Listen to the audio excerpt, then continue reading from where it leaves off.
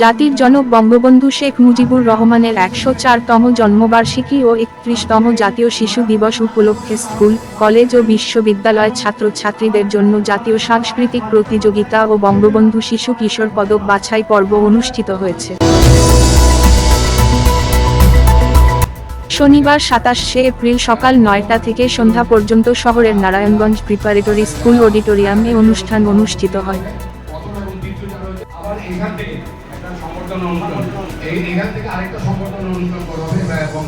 উক্ত অনুষ্ঠানে প্রধান অতিথি হিসেবে উপস্থিত ছিলেন মহানগর যুবলীগের সভাপতি শাহাদাত হোসেন ভূঁইয়া সাজন। বিশেষ অতিথি হিসেবে উপস্থিত ছিলেন মহানগর যুবলীগের সহ-সভাপতি আমিনুর রহমান শাহীন।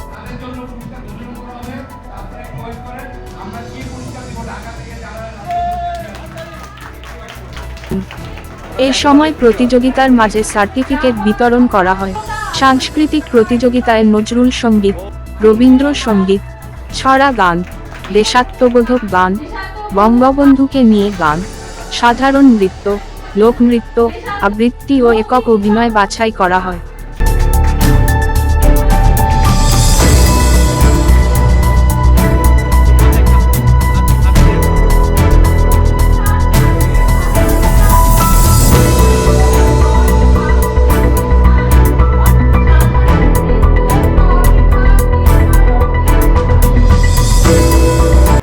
বঙ্গবন্ধু শিশু কিশোর মেলা নারায়ণগঞ্জ জেলার সভাপতি হাবিবুর রহমান হাবিবের সভাপতিত্বে অনুষ্ঠিত অনুষ্ঠানে বক্তব্য রাখেন নারায়ণগঞ্জ জেলার সাধারণ সম্পাদক এইচ.এ. আখতারুজ্জামান, সাংগঠনিক সম্পাদক মতিউর রহমান মোল্লা, নারায়ণগঞ্জ মহানগর সভাপতি মাকসুদ হোসেন রকি, সাধারণ সম্পাদক মোস্তফা কামাল সফল সহ অন্যান্য নেতৃবৃন্দ।